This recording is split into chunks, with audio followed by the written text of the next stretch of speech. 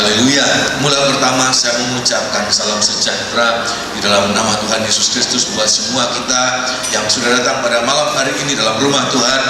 Saya mengucapkan selamat datang dalam rumah Tuhan dan selamat berbahagia di dalam saat kita mendengarkan firman Allah. Pada malam hari ini kita akan memeriksa sekali lagi firman Tuhan yang menjadi makanan kita setiap hari, sebagaimana Dia mengajarkan kita, berikan kami makanan kami hari ini, makanan kami yang secukupnya pada hari ini. Kita berdoa, seringkali pikiran kita terarah pada rezeki secara jasmani, uang, makanan, sembako, dan lain sebagainya. Tetapi sebenarnya tidak hanya untuk makanan jasmani, roti harian itu, roti sehari-hari itu, tetapi yang lebih dari makanan jasmani yang nanti akan binasa. Tuhan katakan, biar kita mendapatkan makanan yang tidak akan binasa. Amin. Dan itulah yang harus kita cari hari-hari ini. Ada banyak anak-anak Tuhan, orang-orang Kristen hari-hari ini, ibadah mereka, pelayanan mereka hanya mengejar roti yang mengenyangkan mereka untuk waktu yang terbatas. Tetapi kita boleh mengalami hari-hari ini, kita tidak hanya mengejar itu, ya, sebab kita tahu, kita percaya Tuhan memelihara kita, walaupun kita tidak minta sekalipun. Amin. Ya, tanpa kita minta, Tuhan katakan, lihat burung-burung yang tidak bekerja, tetapi Tuhan pelihara mereka. Lihat bunga bakung yang tidak meminta, tapi Tuhan dandani mereka. Apalagi kita. Dan boleh kalau kita mengalami ini, seperti Raja Daud mengatakan, dari muda sampai sekarang, ya, aku perhatikan tidak ada orang benar yang dibiarkan harus meminta-minta. Anak-anaknya harus meminta roti, tetapi Tuhan pelihara dengan segala kecukupannya. Tetapi apa roti yang harus kita mohonkan kepada Tuhan hari-hari ini? Makanan yang harus kita mohonkan kepada Tuhan, yaitu firman yang memelihara kita setiap hari. Bagaikan kita berjalan di padang gurun, orang Israel dipelihara dengan roti yang turun dari surga. Dan Tuhan katakan apa? Akulah roti yang turun dari surga, yang akan memberi hidup buat kita sekalian. Itu yang harus kita mohonkan setiap hari. Sudah berdoa dalam setiap kali ibadah kita, berdoa supaya hamba Tuhan yang diutus oleh Tuhan untuk menyampaikan firman Allah, ada roti yang harus disampaikan, ada roti yang akan dipecahkan untuk menjadi makanan jemaat. Apa itu? Firman Allah yang dapat memuaskan, yang dapat menjawab, yang dapat menolong kita apapun pergumulan kita. Amin. Dan itu yang harus kita doakan hari-hari ini. Jangan melihat manusia, sebab pada saat kita melihat manusianya, kita gagal dalam ibadah kita. Tapi kalau kita mohon, Tuhan, di balik manusia yang tampil itu, biar aku bisa melihat wajah-Mu yang sempurna. Maka di situ kita akan melihat dalam ketidaksempurnaan hamba-hamba Tuhan menunaikan tugas pelayanan, kita akan melihat kesempurnaan Allah ditampilkan di dalam kehidupan kita untuk mengubahkan kita dari hari ke hari. Amin. Selama memandang saya tidak luput dari ketidaksempurnaan. Ada hal-hal yang kalau sudah mungkin bisa kecewa, sudah bisa kecewa dari kehidupan saya. Tetapi kalau sudah memandang Tuhan, maka segala apa-apa yang membuat sudah kecewa tidak akan mengecewakan. Tapi kita akan mengalami diberkati oleh Tuhan lewat firman yang disampaikan oleh hamba-hamba Tuhan, walaupun disampaikan oleh manusia biasa, dari mulut seorang manusia biasa, Tuhan bisa menyampaikan firman yang datang untuk tepat dalam keadaan kita, tepat dengan keadaan kita, tepat untuk memenuhi kebutuhan kita. Amin. Nah, pada malam hari ini saya akan mulaikan, sekali lagi kita akan mulaikan pada ayat yang ke-40 saya akan tekankan, tetapi saya akan membaca mulai ayat 31 dan 32. Kitab Injil Matius pasal 25, tekanan saya pada ayat 40 dan ayat 45. Kitab Injil Matius pasal yang ke-25, Injil Matius pasal 25. Saya sangat senang kalau kita mengikuti dalam Alkitab, sebab kalau sudah mengikuti dengan saksama dalam setiap ayat-ayat yang dibaca, sudah menolong saya untuk saya tidak keluar dari rel Alkitab atau firman yang tertulis. Sebab kalau tidak ada rel ini, tidak ada yang membatasi seseorang bisa saja seseorang itu keluar rel dan dia tanpa dia sadari mengalami kesesatan yang mungkin sedikit, tetapi dari sedikit akan bertambah lebih lagi bias, akan lebih bias lagi, akan lebih bias sampai satu saat itu tidak bisa kembali kepada jalan yang benar. Oleh sebab itu, dengan sudah membaca, mengikuti dari ayat ke ayat, sudah membantu kami untuk tidak sembarang berbicara, tetapi kami berbicara berdasarkan firman Allah, ayat-ayat yang tertulis, perkataan-perkataan yang dituliskan, ayat yang ke-31 dan 32. Apabila Anak Manusia datang dalam kemuliaannya dan semua malaikat bersama-sama dengan dia, maka ia akan bersemayam di atas tahta kemuliaannya. 32, perhatikan. Lalu semua bangsa akan dikumpulkan di hadapannya, dan ia akan memisahkan mereka seorang daripada seorang, sama seperti gembala memisahkan domba dari kambing. Melompat ayat yang ke-40, ayat 40, perhatikan. Dan raja itu akan menjawab mereka, Aku berkata kepadamu, sesungguhnya segala sesuatu yang kamu lakukan, yang kamu sudah lakukan, teruskan, untuk salah seorang dari saudaraku yang paling hina ini, terus kamu telah melakukannya. Kamu sudah melakukannya untuk aku. Ayat 45, perhatikan. Maka ia akan menjawab mereka, Aku berkata kepadamu, perhatikan, sesungguhnya segala sesuatu yang tidak kamu lakukan untuk salah seorang dari yang paling hina ini, kamu tidak melakukannya kamu juga tidak melakukannya untuk aku juga. Terima kasih Jadi inilah yang akan kita hadapi. Kita belum mengalami ini, tetapi nanti kita akan mengalami kapan itu, yaitu pada saat dia datang kembali. Ayat ini menuliskan bahwa dia datang kembali dalam kemuliaan, dan semua manusia, semua bangsa apapun, agama apapun, latar belakang apapun, mau atau tidak mau, suka atau tidak suka, siap atau tidak siap, ayat mengatakan kita harus menghadap tahta pengadilan Tuhan. Dan apa yang diadili? Ayat mengatakan apa-apa yang kita sudah lakukan untuk saudara Tuhan, jadi saudaraku, dalam hal ini adalah Tuhan, saudara Tuhan yang paling hina, maka itu kita lakukan untuk dia. Tetapi juga kita akan dihakimi menurut apa yang tidak kita lakukan buat saudara-saudaranya yang paling hina. Maka dia katakan, maka orang itu juga tidak melakukan untuk dia. Nah, di sini kita lihat ada hal-hal yang harus kita lakukan, dan apa yang membuat kita mengerti kita melakukan sesuatu, yaitu firman Allah. Oleh sebab itu firman Allah yang kita dengarkan dalam setiap kali penyampaian firman Allah, bukan hanya untuk ditulis dalam pikiran kita, bukan hanya ditulis dalam catatan kita. Catatan itu baik untuk membantu ingatan kita, sebab ingatan kita terbatas. Kalau saudara tidak mencatat, saudara di sini bisa mengingat, bisa mengerti. Tapi bagaimana kalau itu 1 minggu yang akan datang, 1 bulan, 1 tahun, 2 tahun? Dengan daya ingat kita yang terbatas, kita tidak mungkin untuk mengingat itu dengan sangat tepat, sebab kita tidak arsipkan itu dalam catatan. Oleh sebab itu alangkah baiknya kalau sudah mencatat. Pengalaman saya, saudara, dan saya tidak mengharuskan semua orang, sebab tidak semua orang punya kebiasaan yang sama.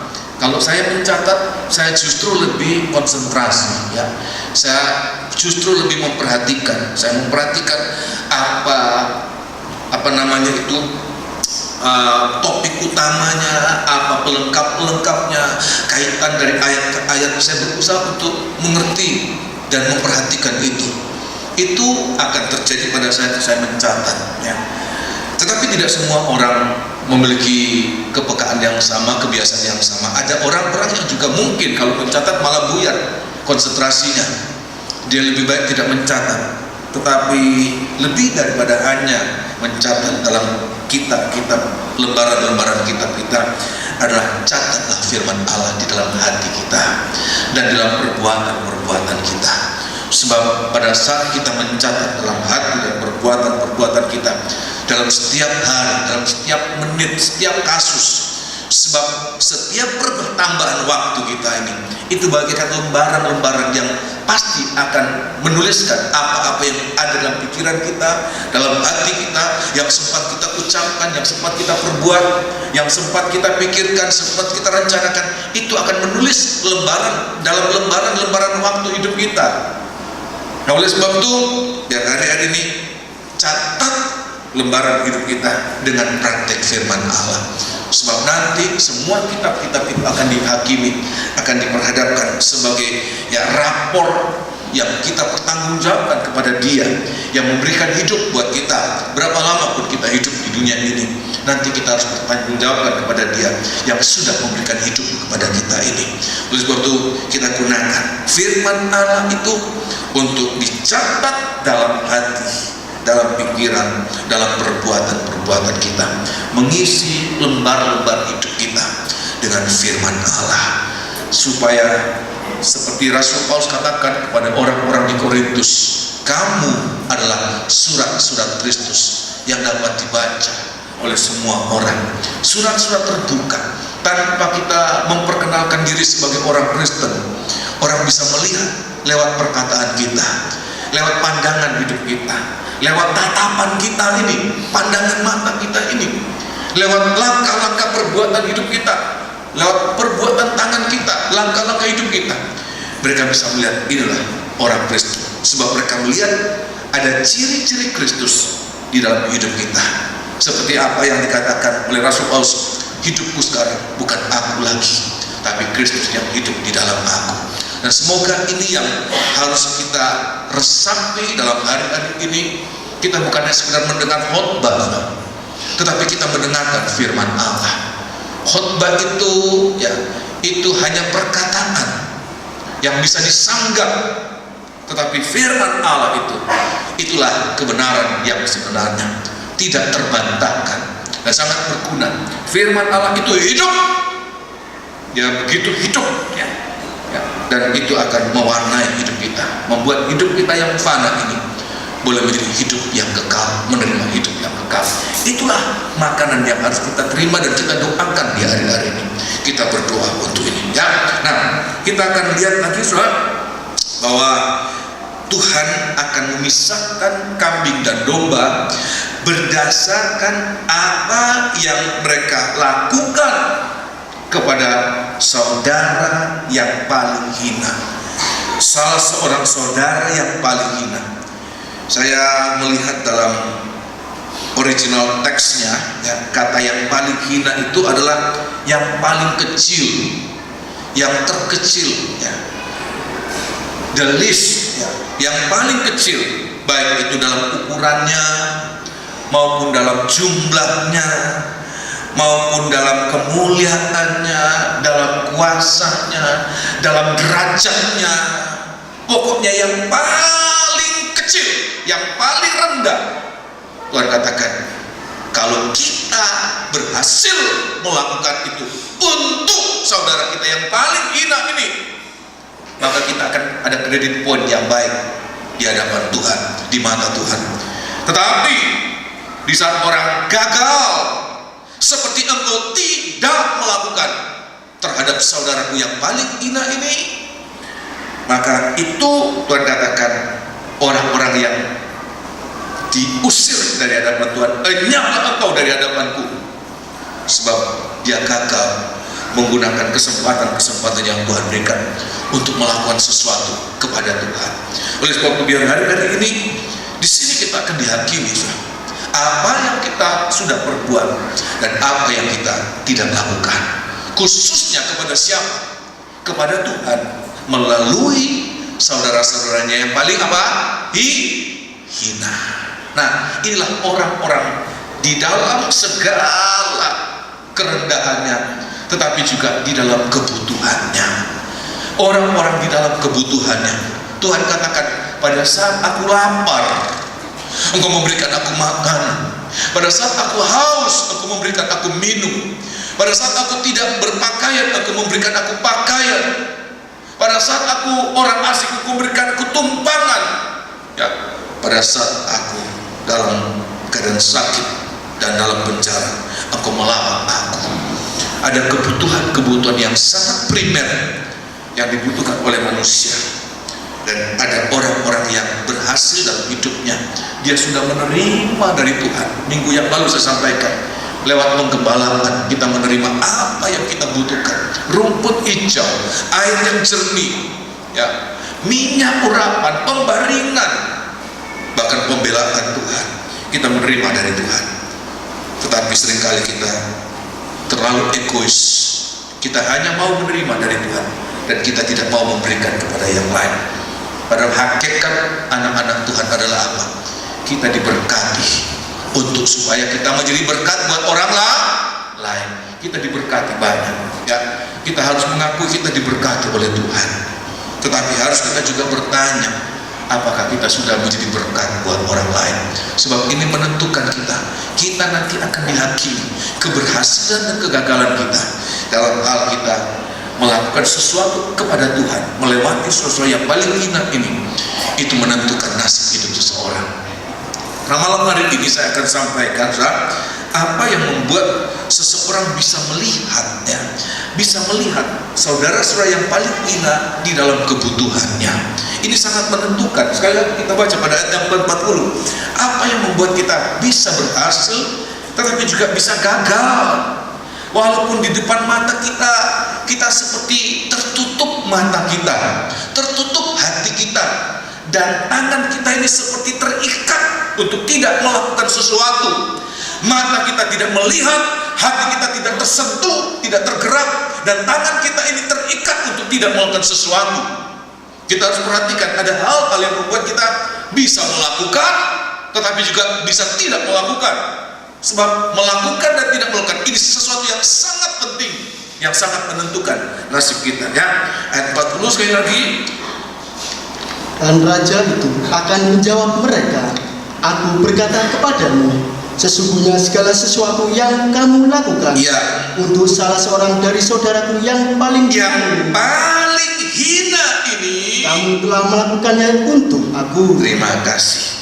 Kita bisa melihat mereka yang paling hina di dalam kebutuhannya, di dalam kebutuhannya. Apalagi kita hidup di negara berkembang ini, kita setiap hari. Suatu saat saya diizinkan oleh Tuhan ke India, waktu itu India itu jauh lebih miskin dari kita. Beberapa tahun yang lalu, lebih dari 15 tahun yang lalu, ya. Dan setiap kali kita berjalan, ya, itu seperti bergelimpangan orang-orang yang demikian, ya, bergelimpangan. Tetapi seringkali kita tidak tersentuh apa-apa, malah kita jijik, malah kita merasa, apa ini orang-orang ini sampah-sampah yang harus dibersihkan, ya. Tetapi Tuhan ingin anak-anak Tuhan memiliki mata yang berbeda. Kita harus memiliki mata yang berbeda supaya sampai kita bisa melihat kebutuhan mereka dan hati kita tergerak, tersentuh untuk melakukan sesuatu, menjadi berkat dalam setiap kebutuhan mereka. Amin. Di saat mereka membutuhkan makanan, kita ada untuk memberikan makanan. Di saat mereka membutuhkan minum, kita ada untuk memberikan minum. Di saat mereka membutuhkan perhatian, kita ada untuk melawat mereka. Di sini kita harus memiliki pandangan yang bagaimana? Nah, saya mau katakan, pandangan kita harus memiliki pandangan yang sama seperti pandangan dari Tuhan Yesus. Selama kita tidak memiliki pandangan yang sama dengan Tuhan Yesus, kita tidak akan memiliki sudut pandang atau cara pandang yang sama. Malah kita pikir ini perlu dibersihkan, perlu dibuang, ya, sebab ini bagaikan sampah saja. Kita mungkin akan berpandangan demikian. Oleh sebab itu, biar malam hari ini saya akan sampaikan, paling tidak, ya, saya menemukan ada 3 perkara yang merupakan apa yang ada pada Tuhan Yesus yang harus kita miliki supaya kita mampu melihat. Sebab walaupun itu ada di depan mata seseorang, tapi kalau cara pandangnya berbeda dari Tuhan Yesus, dia tidak pernah akan bisa melihat itu. Ya, yaitu yang pertama apa, saudara? Apa yang membuat kita bisa memandang mereka dan melakukan sesuatu, melihat dan mengerti kebutuhan mereka? yaitu nomor satu, karakter yang namanya kerendahan hati. Kerendahan hati. Ya, sebab kenapa perlu kerendahan hati? Mereka itu berada di tempat yang paling apa? Rendah, di level yang terendah. Berada di tempat yang terendah. Seandainya kita menempatkan diri kita terlalu tinggi, pandangan kita sangat terbatas untuk bisa melihat mereka yang berada pada level yang terendah. Sekali lagi saya ingin saudara bisa memahami ini. Baca sungguh-sungguh ayat yang ke-40. Kita harus memiliki kerendahan hati. Ayat 40, perhatikan.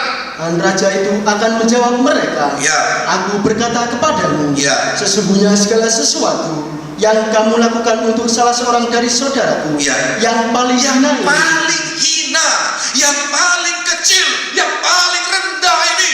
Teruskan. kamu telah melakukannya untuk aku. Terima kasih. Tidak semua orang bisa melihat. Buktinya apa? Ada sebagian orang yang terhisap sebagai kambing. Kenapa? Walaupun berada di hadapan mereka, tapi mereka tidak bisa melihat ya saudara Tuhan yang paling hina ini.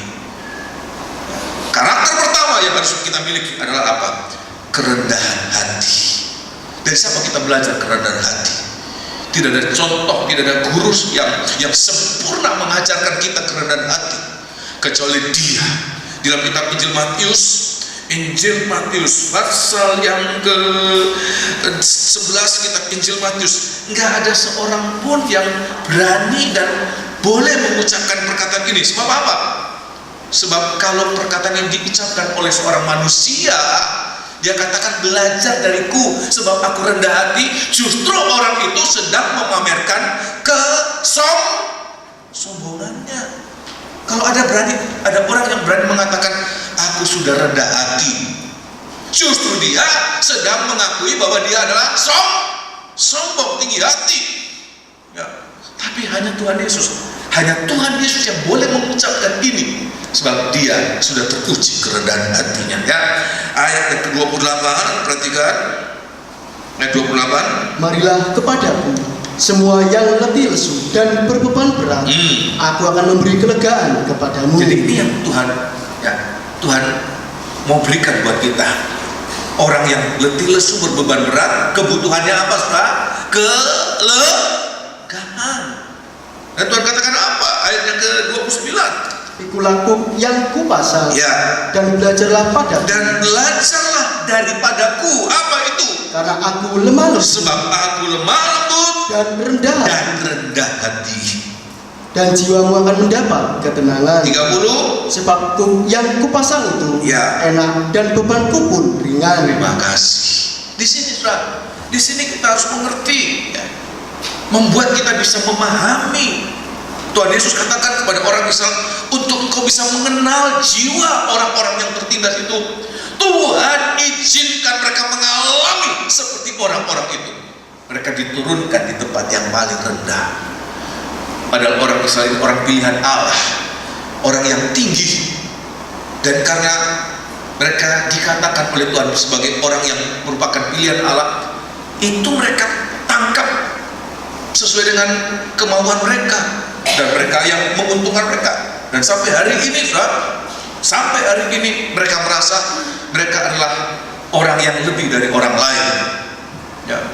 Sampai hari ini mereka semua meremehkan bangsa lain, bangsa apapun juga selain bangsa Yahudi, itu diremehkan oleh mereka. Oleh sebab itu Tuhan izinkan mereka direndahkan begitu rupa. Supaya apa? Tuhan katakan, supaya mereka mengenal jiwa orang-orang yang sedang dalam keadaan rendah. Ini sebab kita tidak mungkin bisa belajar, kita tidak mungkin bisa mengerti kebutuhan orang-orang itu ya, kalau kita tidak merendahkan diri kita. Sebab kalau kita berada di tempat yang tinggi, bagaimana kita bisa memahami keadaan mereka dalam keadaan yang sangat rendah itu, di dalam kebutuhannya. Tidak ada jalan lain. Kita harus merendahkan diri, merendahkan hati kita. Sebegitu juga Tuhan kita melakukannya untuk kita. Dia menjadi sama seperti kita. Dalam Ibrani pasal yang kedua, kitab Ibrani, dia mengatakan belajar dariku, sebab dia datang ke dunia ini itu dalam proses merendahkan diri dan direndahkan. Sebab seharusnya dia tidak di dunia ini, ya. Perjanjian Lama mengatakan setiap hari aku bersama dengan Bapakku dan aku di kesenangan. Tetapi dia diturunkan di dunia ini sebagai apa? Sebagai manusia dari Allah yang tidak terbatas menjadi manusia dalam segala keterbatasannya. Untuk apa? Mengerti kebutuhan kita, mengerti keadaan kita, rasa takut kita, rasa khawatir kita. Kitab Ibrani pasal yang kedua ayat yang ke-17. Kitab Ibrani pasal yang kedua ayat yang ke-17. Ya, mungkin ada yang bertanya, apa tidak mampu Allah merasakan penderitaan kita? Kan dia Allah Maha tahu. Dari surga dia pantau kita tanpa dia harus merasakan semua kita. Ya, dia tahu dan dia tahu, dia merasakan. Dia kan Allah yang Maha Kuasa, bisa. Ya. Tapi saya mengatakan untuk memberi pelajaran buat kita. Kalau saja Allah mau merendahkan dirinya, dia anak Allah mau merendahkan dirinya, untuk jadi pelajaran buat kita, supaya kita juga melakukan hal yang sama, untuk bisa memahami orang-orang. Sebab nanti kita akan dihakimi dalam hal ini, saudara. Jangan anggap ini sesuatu yang luput dari pantauan Tuhan, dari monitoring Allah. Dia tetap memonitor kita dalam hal ini. Ya. Kitab Ibrani pasal yang kedua, ayat yang ke-17. Ya, ayat yang ke-17. Dia direndahkan, ya, dan disamakan dengan sesama saudaranya. Kata saudaranya itu artinya menunjukkan kepada kita, manusia. Dia menjadi manusia. Ayat yang ke-17, perhatikan. Itulah sebabnya, maka dalam segala hal, dalam semua hal, dalam semua perkara, dia tidak lebih dari kita. Pada saat dia menjadi manusia, dia tidak menjadi manusia yang istimewa, tapi menjadi manusia yang sangat natur, yang sangat alami, sama seperti kita, dikandung dengan, ya, kandungan seperti kita 9 bulan, ya. Dilahirkan normal seperti manusia biasa, ya, bahkan manusia yang rendah. Tidak ada orang yang mau menerima dia pada saat dia dilahirkan, untuk dia menempatkan diri pada level yang paling rendah, level yang paling hina, tingkat yang paling kecil. Di situ dia berada. Ya, ayat yang ke-17 sekali lagi, ayat yang ke-17. Itulah sebabnya, maka dalam segala hal ia harus disamakan dengan saudara-saudaranya, ya, supaya ia menjadi imam besar. Yang menaruh belas kasihan, ya, dan bisa merasakan, teruskan, dan yang setia kepada Allah, ya, untuk mendamaikan dosa seluruh bangsa. Sebab oleh karena ia sendiri, ya, telah menderita karena pencobaan. Dia mengalami setiap coba yang dialami oleh manusia. Rasa lapar, rasa takut, rasa gelisah, ya, rasa haus, rasa tidak berdaya, semua dia alami itu. Teruskan. Maka ia dapat menolong mereka yang, ya, dicobai. Sehingga dia dapat menolong mereka yang dicobai. Kalau kita merasa lapar, maka kita tahu betapa bagaimana menderitanya orang lapar. Ya, kalau kita tidak pernah merasa lapar dan ada orang mengeluh lapar, kamu lapar tokai, malah kita omeli dia, kan? Ya, ngomongnya Isanya ngomong lapar, sebab kita tidak pernah merasakan lapar, menderitanya rasa lapar. Ya, malah kita marah-marah dia, bukannya menolong, malah marah-marah dia. Tuhan katakan bukan untuk itu. Satu ayat lagi, Ibrani pasal yang keempat, Ibrani pasal 4 ayat yang ke-15. Ini cara pandang dari Tuhan Yesus. Cara pandang ini yang harus kita miliki. Oh, haleluya. Kalau tidak, kita akan gagal. Kita anggap ini orang yang merepotkan lah, mengotori lah. Ini orang-orang demikian ini, orang-orang dalam kebutuhan, orang-orang yang tidak penting lah, yang harus dibuang, harus dibersihkan. Ya. Kita akan menganggap itu kalau kita tidak punya cara pandang itu, dan Tuhan akan menghakimi kita. Ya. Ayat yang ke-15, perhatikan. Sebab imam besar yang kita punya, perhatikan, bukanlah imam besar yang tidak dapat turut merasakan kelemahan-kelemahan kita. Tidak dapat turut merasakan kelemahan-kelemahan kita. Sebaliknya sama dengan kita. Nah, Ia telah dicobai. Sebab dia sudah merendahkan dirinya, dia sudah dicobai. Hanya tidak berbuat dosa. Sebab itu marilah kita dengan penuh keberanian oh haleluya, menghampiri tahta kasih karunia, supaya kita menerima menghampiri tahta kasih karunia, supaya kita apa? Supaya kita menerima rahmat Ya. dan menemukan kasih karunia Ya. untuk mendapat pertolongan kita pada waktunya. Kata menerima pertolongan pada waktunya bukan berarti Tuhan menolong kita pada waktu-waktu tertentu. Ya, seperti di pelangnya dokter itu, ya, buka praktek jam berapa, Saudara? Setiap hari kecuali hari Sabtu, Minggu dan hari besar, mulai jam 4 sampai jam berapa. Di luar itu jangan datang, maksudnya begitu, Saudara. Kecuali kalau terpaksa sekali. Di luar itu jangan datang. Tetapi menerima pertolongan pada waktunya artinya apa? Kapanpun kita membutuhkan pertolongan, dimanapun kita membutuhkan pertolongan, kapanpun dia selalu siap untuk menolong kita pada waktunya. Jam 2 pagi, jam 11 malam, jam berapapun, dimanapun, dia selalu siap menolong. Kenapa? Dia sudah merasakan penderitaan pada saat kita lapar, pada saat kita haus.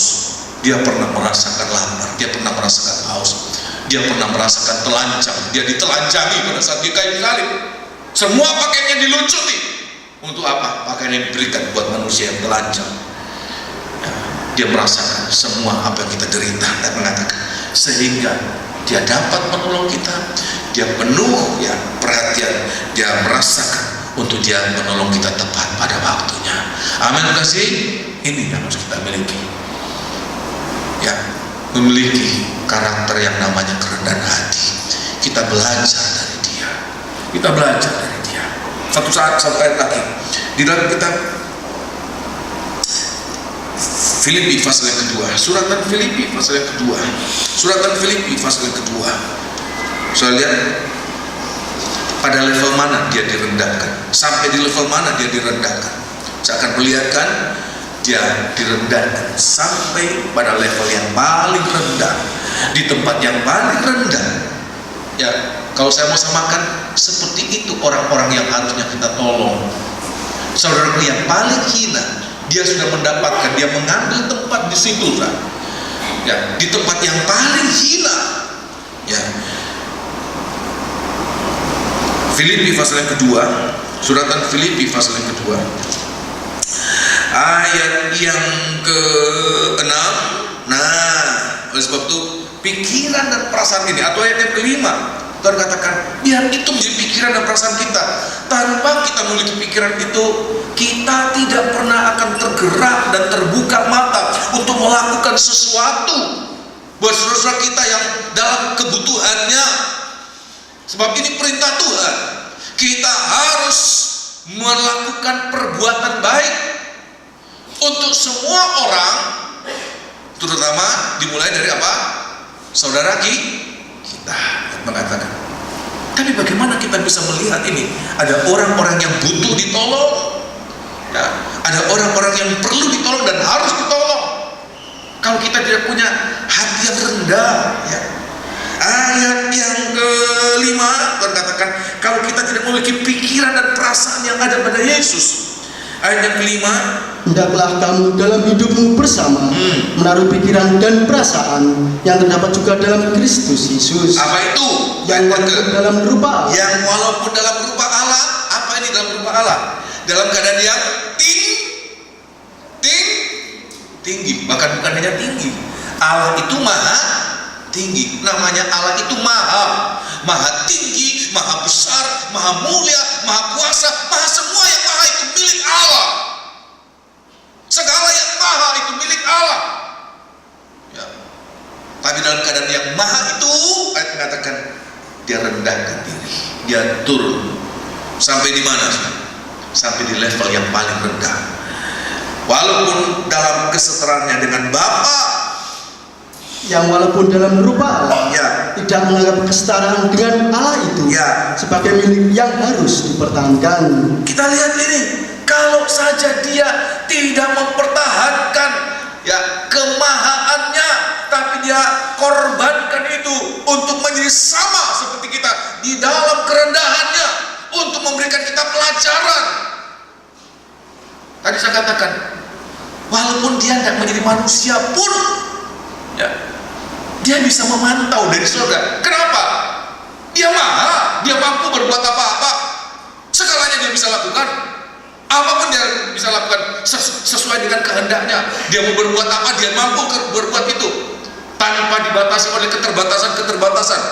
Dia mampu melakukan segala sesuatu. Tapi kenapa dia harus menjadi manusia? Untuk memberi contoh buat kita, memberi teladan. Kita juga harus memiliki pikiran yang sama, ya, perasaan yang sama, ya. Melainkan apa? Melainkan telah mengosongkan dirinya sendiri, dan mengambil rupa seorang hamba. Dari Allah menjadi manusia, menjadi hamba, terus kan? Dan menjadi sama dengan manusia. Ya. Dalam keadaan sebagai manusia. Dalam keadaan sebagai manusia yang serba terbatas, sebagai Allah dalam ketidakterbatasannya, di mana dia mau pergi apapun dia melakukan langsung bisa terjadi, saudara.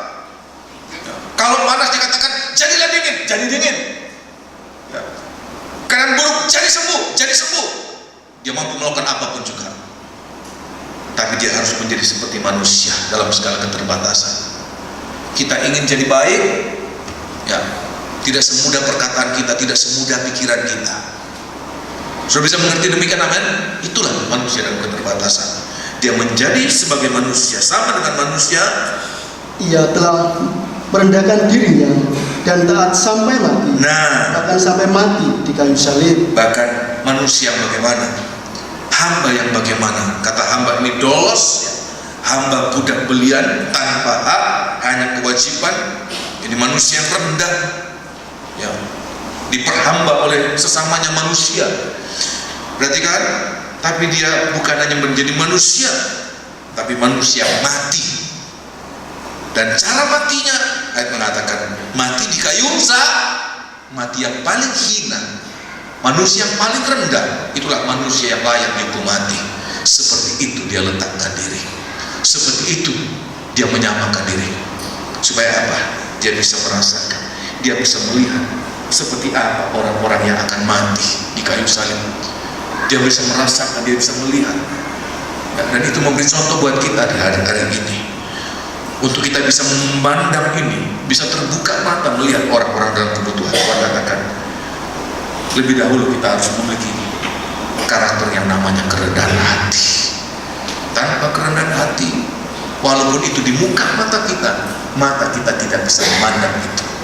Ya, oleh sebab Tuhan katakan, alat atas karakter yang pertama, sifat yang pertama yang membuat kita bisa terbuka mata, yaitu seperti anak domba itu, dia sudah merendahkan diri, bahkan dia rela mati kayu salib bagaikan anak domba yang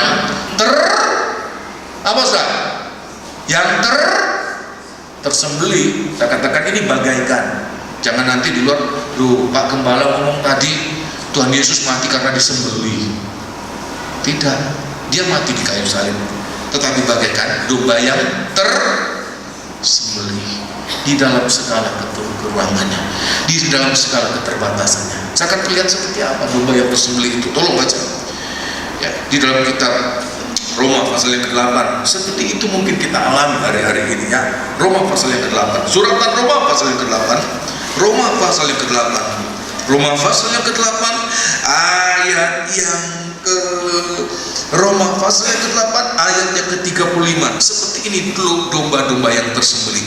Seperti itu dia letakkan dirinya dalam derajat seperti itu, ya, sehingga dia merasakan, dia tahu apa kebutuhan kita, apa, ya, yang kita butuhkan dalam keadaan demikian. Ayat yang ke-35, perhatikan. Siapakah yang akan memisahkan kita dari kasih Kristus? Perhatikan. Penindasan. Ini dialami oleh manusia. Penindasan, tertindas. Ya, teruskan. Atau kesesakan. Ada kesesakan. Sudah mungkin mengalami hari-hari ini. Ya. Bahkan saja mungkin heran kalau itu terjadi. Seorang istri merasa tertindas oleh suaminya, ya, ini pernah terjadi. Atau sebaliknya, seorang suami merasa tertindas oleh istrinya. atau anak-anak, atau orang tua bisa merasakan ini ya. Semua kita. Teruskan. Atau penganiayaan, atau kelaparan, Atau kita membutuhkan apa lapar, saudara? Makanan. Seperti itu keadaan domba yang tersembelih. Berkatakan atau ketelanjangan, atau apa lagi? atau bahaya, Atau apa lagi? atau pedang, ya, kematian.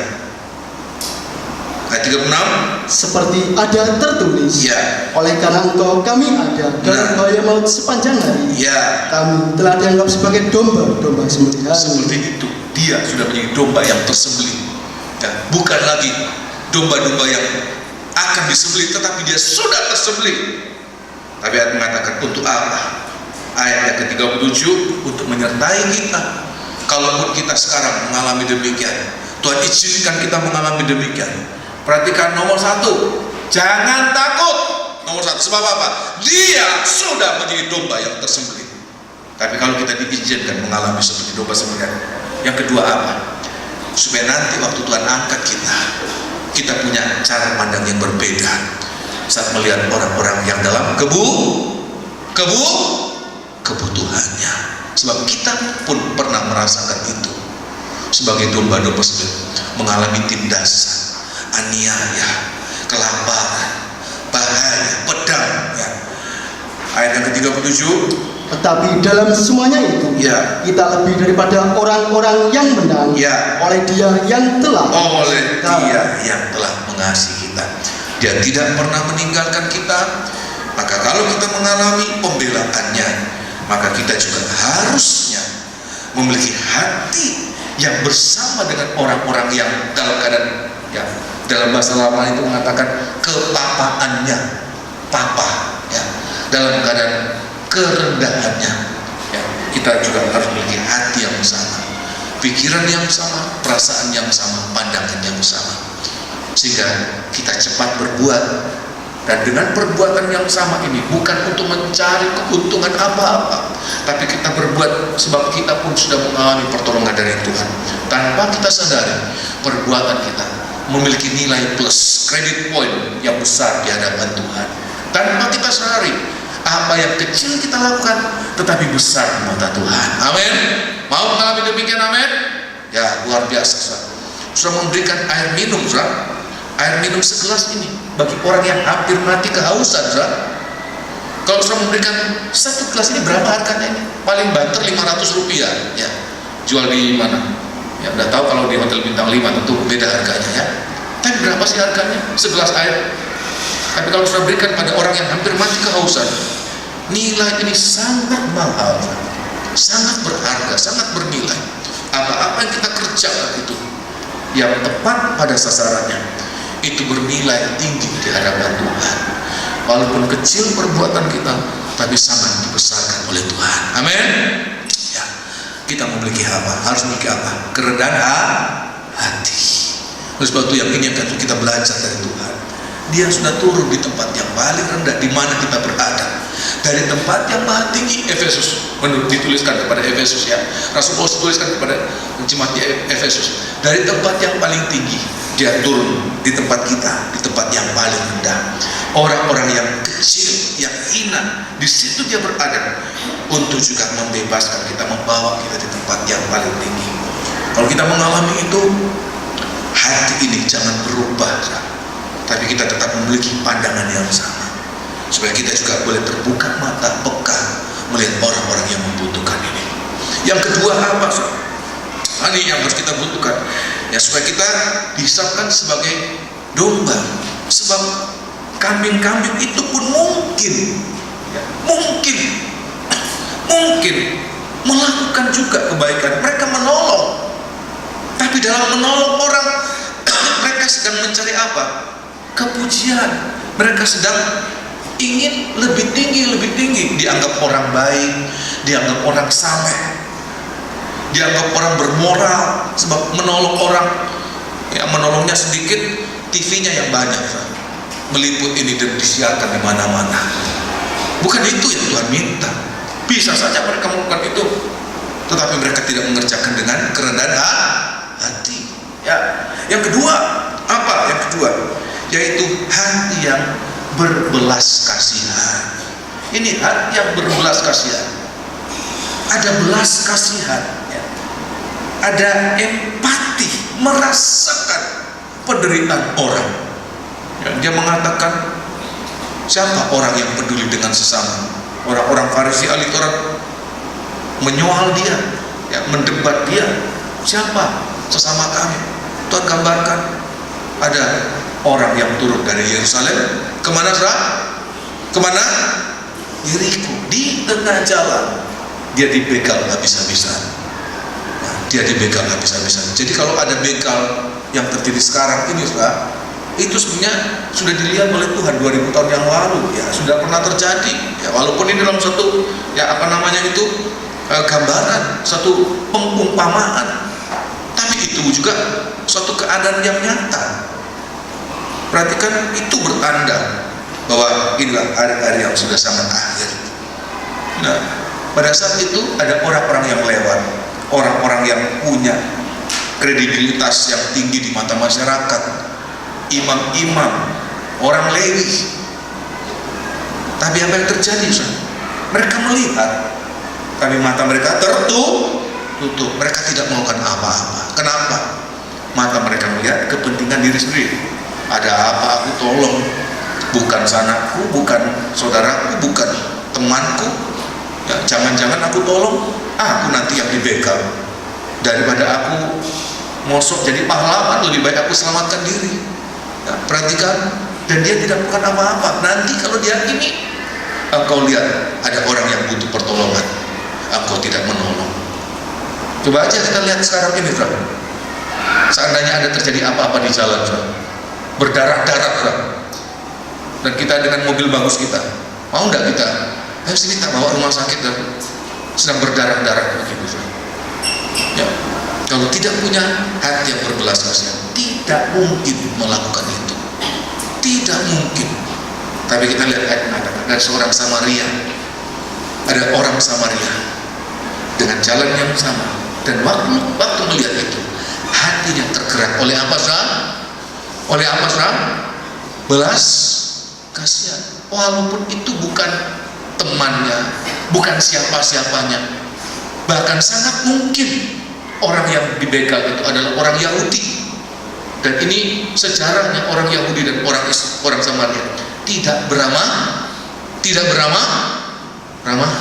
Seharusnya dia kalau lewat itu, seandainya di orang Yahudi, kapok. Kamu selalu menghina aku, sekarang kamu mati, ya, mau mati, ya, aku tidak peduli. Bisa saja berpandangan demikian. Tapi menunjukkan orang yang belas kasihan, punya belas kasihan, dia bisa melampaui segala-galanya, melampaui apapun juga. Walaupun dia dibenci, walaupun dia dihina, tapi belas kasihan mengalahkan segala-gala yang tidak baik. Amin. Ya. Bukan cuma menolong dia dengan anggur dan minyak, tapi dia membawa sampai ke penginapan. Ya, bukan apa-apanya, bukan siapa-siapa. Dia membiayai. Berapa dinar, saudara? 2 dinar. Seandainya dia punya berapapun juga, dia berikan itu. Ya, sembuhkan, rawat dia sampai pulih. Itu orang yang penuh belas kasihan, saudara. Kalau menolong tidak setengah-setengah, ya, tidak setengah-setengah, tetapi menolong sampai tuntas. Ini, saudara, ada orang menolong karena terpaksa, bukan karena belas kasihan. Tapi ada orang menolong dengan belas kasihan. Selalu dia pantau, sudah sembuh belum? Sudah sembuh belum? Kesembuhan orang yang ditolong adalah kebahagiaan dia.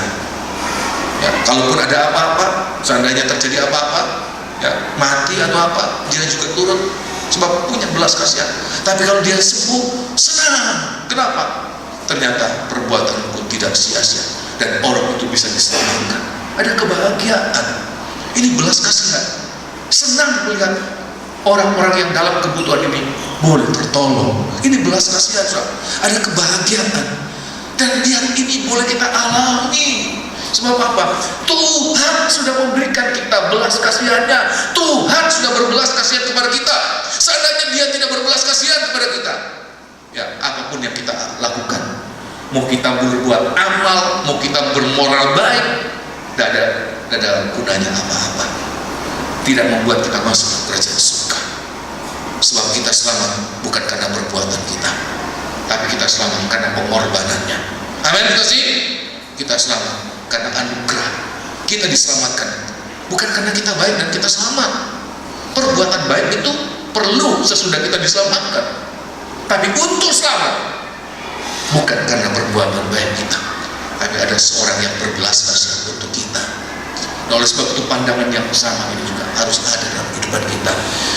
Dia berbelas kasihan buat kita, kita juga harus berbelas kasihan kepada orang lain. Ya, dan yang ketiga apa? Yaitu ada ketulusan hati, tidak punya perhitungan untung rugi, tidak punya motivasi lain, tujuan lain di dalam menolong, hanya sekedar menolong, tidak lebih dari itu. Pertolongan itu dia bisa menolong, itu kesenangannya, tidak punya tujuan apa-apa.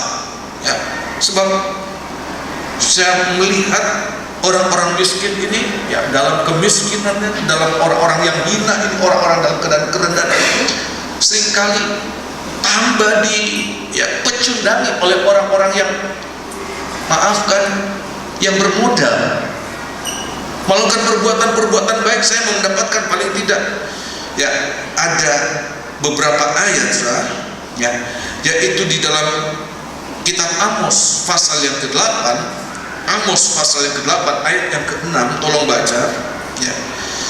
Amos pasal yang ke-8 ayat yang ke-6, ada perbuatan tetapi seperti dia membeli orang-orang dengan perbuatan baiknya. Ya, sudah pernah ditolong kan ada rasa sungkan. Dia ingin menanamkan rasa sungkan, rasa takluk kepada orang yang menolongnya. Tidak, bukan demikian orang yang tulus hatinya ya. Kitab Amos pasal yang ke-8 ayat yang ke-6, ini orang Israel. Ya, ini orang-orang yang tahu firman Allah. Ya, kalau saya persempit dalam keadaan kita sekarang, bisa saja orang Kristen melakukan itu. Bisa saja hamba-hamba Tuhan bahkan melakukan itu. Amos pasal yang ke-8 ayat yang ke-6. Supaya kita membeli orang lemah karena uang. Supaya kita membeli orang lemah. Ini orang lemah dalam kerendahannya karena uang. Menolong dengan uang tetapi seperti membeli. Menanamkan rasa takluk ya. Menanamkan rasa sungkan paling tidak. Sudah pernah ditolong ya. Pertolongan tetapi seperti kita membeli orang itu tidak tulus. Dan banyak kali diungkit-ungkit, dulu kamu waktu kamu susah aku tolong kamu, seperti itu diungkit-ungkit. Itu kita membeli. Tuhan katakan bukan itu yang nanti akan diperhitungkan oleh Tuhan. Sekali lagi ayat yang ke-6, supaya kita membeli orang lemah karena uang dan orang yang miskin karena sepasang kasut dan menjual terigu rosokan. Nah, begitu murahnya. Dengan pertolongan yang sedikit bisa menguasai seseorang. Kata membeli itu kan berarti kita menjadi milik kita. Mau kita apakan dengan ini, orang-orang ini mau kita apakan, itu terserah kita. Kita sudah beli dia ya, padahal dengan harga yang sangat sedikit, sangat murah. Dengan pertolongan yang sedikit kita sudah menguasai orang itu. Dan katakan itu tidak tulus. Bukan itu yang nanti diperhitungkan sebagai pertolongan. Itu bagaikan seseorang membeli budak ya. Satu ayat lagi, Amsal pasal 22, Amsal 22 ayat yang ke-7. Amsal 22 ayat yang ke-7. Amsal 22 ayat yang ke-7. Orang kaya menguasai orang miskin. Nah, yang berhutang menjadi budak ya, dari yang menghutangi. Terima kasih. Ini tentu tidak dapat disapu rata. Oh, semua orang kaya begitu, tidak. Saya katakan tidak. Tapi kalau kita tidak mau belajar dari Tuhan, dia melakukan segala sesuatu dengan tulus, hanya untuk manusia yang tidak berdaya, hanya untuk menolong manusia yang tidak berdaya. tidak lebih, walaupun harus dengan harga yang sangat mahal. Bukan dengan harga sepasang sepatu, atau dengan harga seperti membeli harga apa? Dengan harga apa? Terigu rongsokan. Bukan, tetapi dengan harga yang mahal. Harga nyawanya sendiri, ya. Dia membeli kita, ya. Untuk apa? Untuk mempermuliakan kita. Dari orang-orang yang adalah hamba dosa, kita dinaikkan derajat kita. Kita dimuliakan menjadi hamba kebenaran, hamba-hamba Allah, hamba-hamba Tuhan. Justru kita sedang dinaikkan. Ini ketulusan. Kita ditolong untuk kita dipermuliakan. Ini tulusnya pertolongan Tuhan untuk kita sekalian. Nah, kita belajar dari situ. Nah, saya akan sampaikan, apa yang akan kita dapatkan dalam kita melakukan itu, pertolongan-pertolongan. Sudah jelas, pada masa yang akan datang, waktu Dia datang kembali, Tuhan akan memberikan kita surga yang kekal untuk kita. Saudara yakin demikian? Amin. Tetapi untuk masa kita sekarang ini, untuk masa hidup kita yang terbatas di dunia ini, apa yang dapat kita dapatkan lewat perbuatan itu? Walaupun kita tidak mengharapkan itu, tetapi toh Tuhan memberikan itu untuk kita. Kita akan baca dalam kitab Yesaya pasal 58. Yesaya pasal 58. Kitab Yesaya pasal 58. Ya, nanti pada saat Dia datang, kita akan dapatkan kerajaan surga. Tapi sekarang pun kita sudah bisa menikmati. Kalau kita lakukan itu karena kerendahan hati, karena belas kasihan, dan karena kemurnian hati, ketulusan hati, tidak ada maksud-maksud yang lain. Bukan untuk menindas, bukan untuk membeli manusia yang lain, membeli orang-orang itu dengan harga yang murah itu, bukan. Tetapi hanya melakukan kepada orang-orang dalam kebutuhannya. Maka kita lihat apa yang kita dapatkan. Ayat yang ke-7, perhatikan ayat yang ke-7. Supaya engkau memecah-mecah roti bagi orang yang lapar. Nah, kalau kita memecah-mecah roti bagi orang yang lapar, sebentar ya, saya katakan kepada jemaat di Kemelaten ya, untuk memberi makanan kepada orang yang lapar, nggak perlu kita harus kaya dulu, ya. Kita harus jadi miliarder dulu, baru kita bisa memberi makan bagi mereka yang lapar. Kira-kira begitu, saudara? Katakan kita hanya memiliki sepiring makanan. Sepiring makanan itu kita bagi dua. Ini seperti memecahkan roti. Setengah kita makan, setengah kita memberikan kepada orang lain. Padahal kita sendiri dalam kebutuhan. Nggak tunggu kita kaya dulu baru bisa berkorban untuk mereka. Nggak perlu. Sidang jemaat di Makedonia, mereka sendiri dalam kebutuhan, mereka sendiri dalam percobaan. Tapi mereka lihat jemaat yang lain ada di Yerusalem lebih membutuhkan. Mereka sisihkan roti mereka, mereka pecahkan roti mereka. Perhatikan ini, ayat yang ke-7, memberi makan buat orang lain. Ayat yang ke-7, perhatikan. Supaya engkau memecah-mecah rotimu bagi orang yang lapar. Bagi orang yang lapar. Pada saat aku lapar, engkau memberikan aku makanan. Teruskan. Dan membawa ke rumahmu orang miskin yang tak punya rumah. Ini orang-orang asing. Engkau memberi tumpangan buat orang-orang asing. Memberi tumpangan. Ya. Kita nggak perlu berpikir, kan harus ada kamar khusus. Saya bayangkan, pada orang-orang asing ini, bagaimana pada saat mereka mengalami kehujanan, bagaimana pada saat mereka mengalami panas. Berkatakan, ada share, memberikan sesuatu yang mereka butuhkan, hanya sekedar untuk menghalangi mereka, meneduhkan mereka dari hujan dan panas, membawa pulang orang-orang yang miskin itu ke rumahnya. Terus kan, dan apabila engkau melihat orang telanjang, supaya engkau memberi dia pakaian, dan tidak menyembunyikan diri terhadap saudaramu sendiri. Perhatikan, inilah perbuatan dari domba-domba itu, memecahkan roti, memberikan apa yang dibutuhkan. Dan ayat mengatakan, bukan tanpa akibat, ada sesuatu yang baik Tuhan berikan. Ayat yang ke-8, apa yang mereka dapatkan? Ya, kalau kita kerjakan itu dengan hati yang murni, dengan hati yang penuh dengan belas kasihan, dengan hati yang rendah, ya, maka apa yang dapat kita alami sekarang ini? Ayat yang ke-8, Pada waktu itulah Ya. terangmu akan mereka seperti fajar, Terangmu akan merekah seperti fajar. Teruskan. dan lukamu akan pulih dengan segera. Lukamu pulih dalam segera. Teruskan. Kebenaran menjadi barisan depanmu, Oh, dan haleluya. kemuliaan Tuhan Ya. barisan belakangmu. Apa ini, saudara? Terang merekah seperti fajar.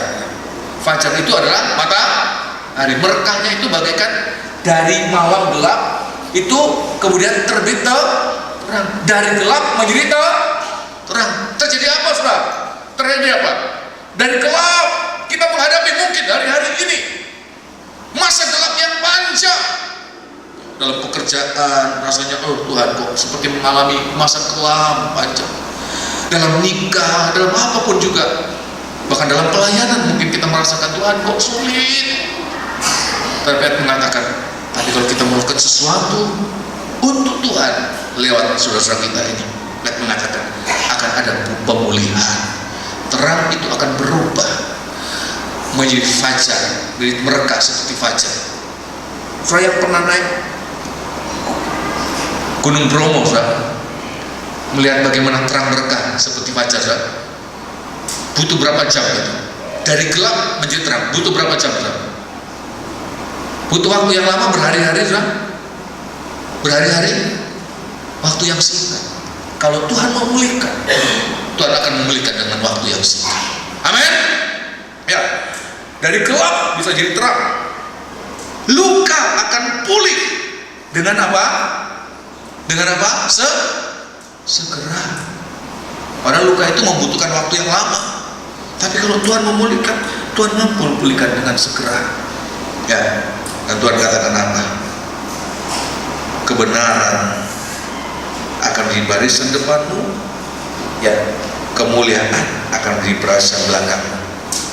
Tuhan akan menuntun kita, langkah-langkah kita yang dulu langkah-langkah kita selalu menyimpang.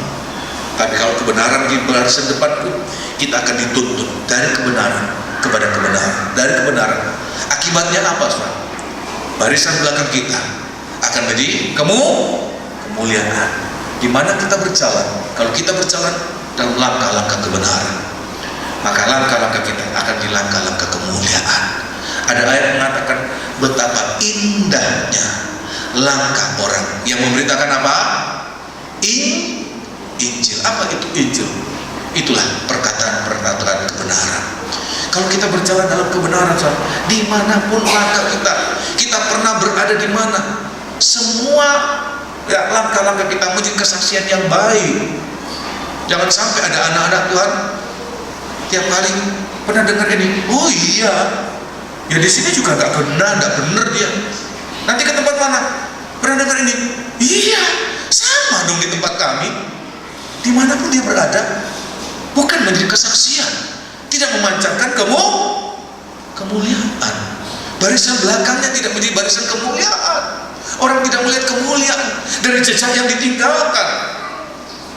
Tapi mengatakan kebenaran akan di barisan depan kita, kemuliaan akan di barisan belakang kita. Dimanapun kita berada, kita dituntun dari kebenaran kepada kebenaran, menghasilkan menjadi kesaksian-kesaksian yang indah. Siapa yang dipermuliakan?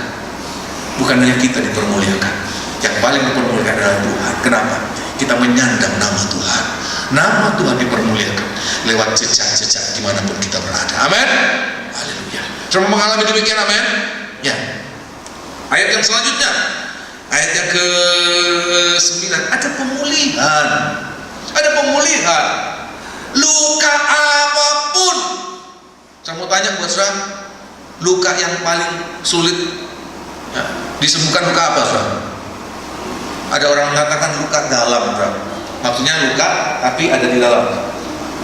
Tapi ada lagu yang mengatakan sakitnya di sini, saudara. Ya, kalau luka itu yang lain, saudara, pakai iodium, pakai apa itu cepat, saudara. Tapi kalau sampai di sini, saudara, bisa seumur hidup. Nggak akan lupa sampai mati, nggak lupa. Nggak akan bisa sembuh, saudara. Kalau sakitnya di sini, lukanya di sini, saudara, terluka sangat dalam. Seorang suami, seorang istri, seorang anak, seorang orang tua, kalau lukanya di sini itu nggak bisa sembuh kalau bukan Tuhan yang menyembuhkan. Ada pemulihan, amin. Ya. Ayat yang ke-9, pada waktu itulah engkau akan memanggil, ya, dan Tuhan akan menjawab. pada waktu itu engkau akan memanggil dan Tuhan akan menjawab. Engkau akan berteriak minta tolong, dan Ia akan berkata, Nah. ini aku. Ya, Apabila engkau tidak lagi mengenakan kuk kepada sesamamu, nah, dan tidak lagi menunjuk-nunjuk orang dengan jari dan memfitnah. terus. Apabila engkau menyerahkan kepada orang lapar Ya. apa yang kau inginkan sendiri. Jadi kalau kita memberikan, ya, jangan apa yang kita tidak suka, saudara. Ada makanan, saudara, kamu lapar ya, ini tak kasih, ini aku tidak suka ini, aku juga tidak boleh. Itu kita memberikan bukan karena rela itu, tapi karena kita tidak mau. Tapi aku mengatakan memberikan apa yang kita sukai. Tolong baca sekali lagi. Ya. Apabila engkau menyerahkan kepada orang lapar Ya. apa yang kau inginkan sendiri. Apa yang engkau inginkan justru engkau berikan. Jadi kita belajar ya, Alkitab sudah memberikan kita suatu ya, petunjuk pelaksanaan yang sangat detail, sangat jelas, sangat jelas. Tinggal ya ikut saja plak, nggak usah cari ini bahasa aslinya bagaimana, sudah ya ikut aja, ini sudah benar kita sudah. Nggak usah kita mikir bahasa Inggrisnya apa, bahasa Yunaninya apa, bahasa Ibraninya apa. Dengan ini saja, ya dengan ini saja kita sudah benar di hadapan Tuhan. Ya, berikan sesuatu, jangan berikan apa yang kita tidak suka, berikan apa yang kita sukai, dan memuaskan hati orang, dan memuaskan hati orang yang tertindas. Ya. Maka terangmu akan terbit dalam gelap. Apa yang kita dapatkan, kita hanya memberikan makanan, tapi kita lihat ada pemulihan kita alami. Kita hanya memberikan